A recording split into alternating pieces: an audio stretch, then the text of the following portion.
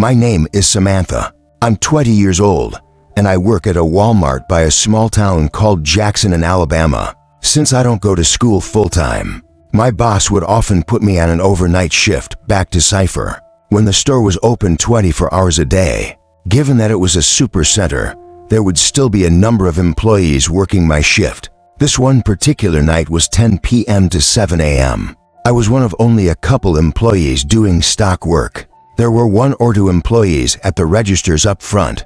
Given that our store sits in the countryside of Alabama, we didn't really get much business at these insane hours of the night, however. It was a prime restocking period. I didn't personally know the other employees working that night, but it's not like we'd run into each other in the giant store anyway. I started my night folding pants in the men's department and generally tidying up. I kept headphones in at night because usually there would be no one to tell me to take them out. The customer came to the jeans section, and at that time, it was around 11:30 p.m., so it wasn't really that weird. People would still come in and close shops till usually around midnight. The customer came up to me and asked me if we had any more of the specific pants he found in a different waist size.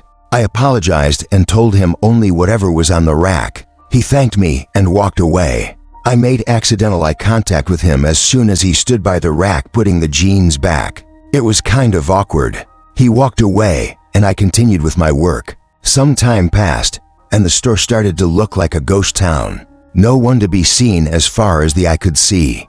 I think it was like 1 a.m. I had made my way over to the appliances section. I was doing a lot of back and forth work with boxes from the back section, where we kept all the items that were yet to go out. I brought a wagon full of boxes to one of the aisles and started stocking the shelves. Because the shelves were empty though, I was able to see someone through the next aisle over, and they were watching me. Well, only up until he noticed me notice him. Then he looked away, but his eyes looked really familiar. I stepped closer to get a better view, and I realized it was the same customer from like 2 hours earlier. How in the world could he still be in the store without making it obvious? I took the wagon with me and passed the next aisle over just to get a look and see if the man had any items in his hands. His hands were completely empty. No way could he be shopping for 2 hours and not pick up a single thing. Something wasn't right. I quickly finished restocking the shelf with coffee machines and other appliances, then brought the empty wagon to the back area. I chilled out in there for a while because, quite frankly, I felt like that guy might have been following or watching me longer than I realized. I played on my phone for a little while in the employee lounge. Then when I figured it was time to get back to work, I decided I would do grocery work instead, just to be in a different part of the store. I went into the dairy cooler and filled a bunch of crates with dairy products like milk and yogurts. This took a lot of time to do because I had to check the dates on the products and such.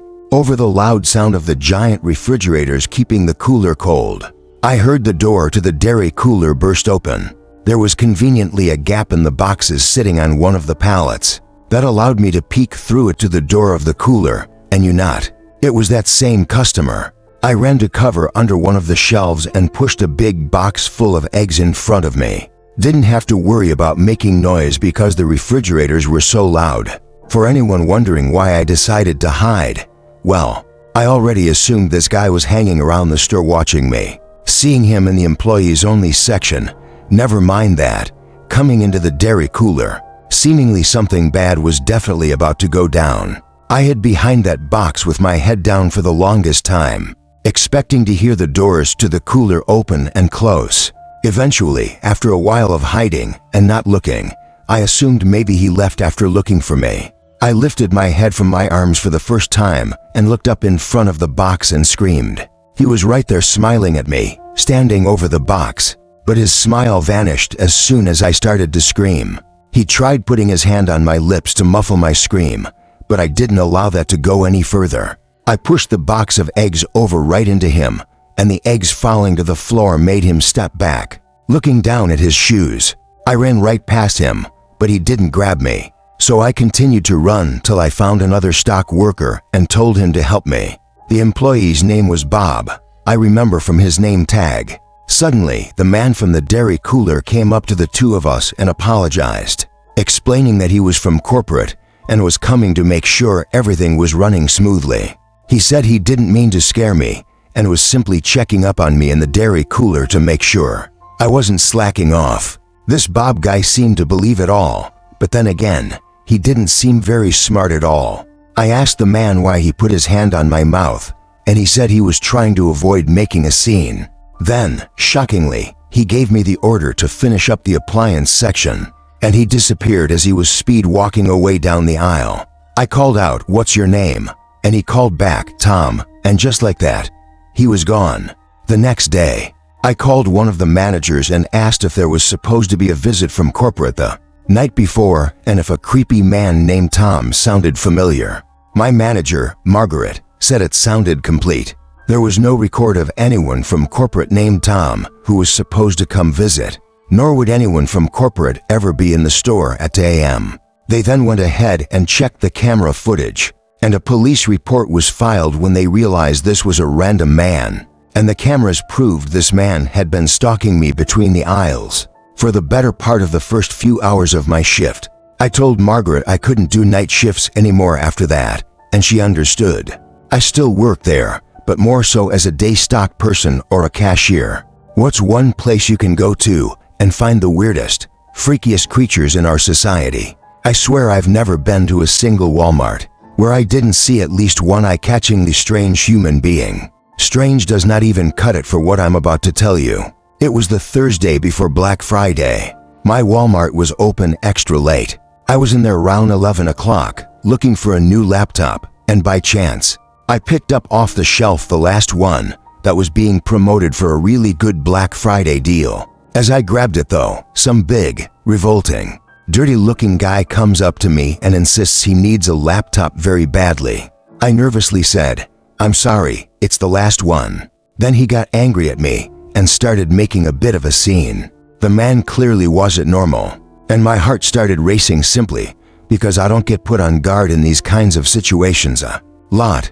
As others looked on at the commotion this big guy was making, I walked away with the laptop box quickly and went straight to a line. He kept yelling at me as I walked away. It was unbelievable. Some other customers on the line even tried to laugh with me and make me feel better, saying the guy was a nut. So when I get home, my family is all asleep already. I go outside to sit in the yard by the pool and set up my new laptop. Then the light on the side of the house turned on, the one that turns on due to movement. I went to check the side of the house to make sure no one was there. Would that thing go off once in a while? Yeah, but there's a small patch of woods right next to the house, so animals would often run on the property, triggering it. Either way, I'm kind of big, so I went inside, locked the door, and finished setting up my laptop in the living room. A car alarm suddenly started going off outside. I recognized it to be my Cadillac. I looked out the window to confirm this. I ran to get my keys upstairs, then tried pressing the panic button to turn off the alarm. It didn't work from the inside, so I stepped out to the porch and clicked it off. But then I noticed a car parked in front of our house that wasn't there earlier when I got home. And any cars parked in the street on our block was suspicious enough. We live in a closed-off community, and everyone has huge driveways. I stepped down from the stoop and realized there was someone sitting in that car. I went back inside and locked the door. I went to my mom's room and told her I think someone outside means harm to us. My mom and dad have a complicated situation, so my dad doesn't always stay with us. It would have been a different story having my dad there to tell about this. My mom came downstairs with me, noticeably worried based on what I told her. My mom took a look through the peephole in the front door, then gasped and put her hands over her mouth. I looked through it as well and felt ready to throw up when I saw a huge man standing on the other side of the door on our stoop. I whispered to my mom, "I think that man followed me from Walmart." Suddenly, the doorknob started to turn as the man tried opening the door. When it didn't work, he started pounding on the door. That's when my mom let out a gasp and cried, and my younger sister came out from her room, who also started to panic when becoming wise to the situation. The pounding stopped, then there was a silence for a while, other than my mom's voice on the phone with the police. A few minutes went by, my mom was still on the line, with 911 with police en route. and there was a loud bang and crash downstairs in the den. A window was shattered. My mom and sister both screamed and cried. I told them to run upstairs while I locked the door to the den. I waited down there, expecting an attempt at the door or a bang. Nothing, surprisingly. I heard a police car briefly wail its siren outside my house. It was the quickest response time I'd ever heard of. I ran outside to lead them to the den where the broken glass was. There, they found the huge, dirty, crazy-looking man hiding behind one of our couches. He was arrested at once, and we pressed charges. All the while he was screaming profanities and threats at me, not helping his case. Both cops told me the guy seemed unstable and on some kind of drugs, but told us to get a good night's rest because he wouldn't be bothering us again. So while it may be fun to people watch at Walmart and laugh at some of the goofy things you see, realize you may also find some of the more dangerous people in our society in your local Walmart. Working the night shift at Walmart as a night stock person on the weekends was my second job. When I was finishing up college, I needed to pay off my loans, so I had to make money however possible. I didn't deal with customers or anything. I would just sign for night deliveries, do warehouse work, and stock shelves in the store during after hours. The typical shift would usually be either 11 to 7 or a 12 to 7. On July 9, 2015, a Thursday night I still haven't locked into my brain. I was midway through my shift in the electronics department when I saw in the corner of my eye someone walking past the aisle I was working in. This wouldn't usually catch my attention if it weren't for the fact that there were only two other workers in the building with me that night, Alvin and Baco. They were both wearing the same staff shirts I was wearing. I would know because we all clocked in at the same time. The person I saw in the corner of my eye was wearing all black, so I naturally walked to the end of the aisle and did a little peep around the shelf. No one was there. I yelled both Alvin and Baco's names, so when they didn't answer, it made it even stranger. But regardless, I went back to work. I was holding in a pee for a while, and I told myself I'd go when I finished work in that aisle. Seconds later, there was a huge crash a few aisles down. It actually startled me. I ran over to see what it was, and a bicycle was somehow knocked off its hook. The hook was still fine and in place. It seemed like someone would have had to put effort into knocking this down. I hung it back up and started walking around the aisles, suspicious as hell.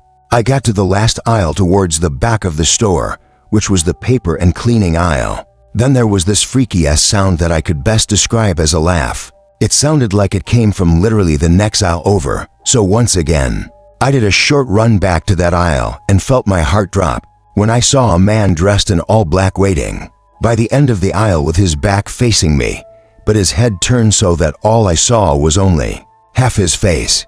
Then he suddenly ran, not towards me, but down some other aisle. I heard his footsteps running around. I was faced with a choice of chasing after him or going to find my two co-workers, and I chose the latter. All the while, I heard these freakish laughing sounds and footsteps that I honestly felt like were circling me.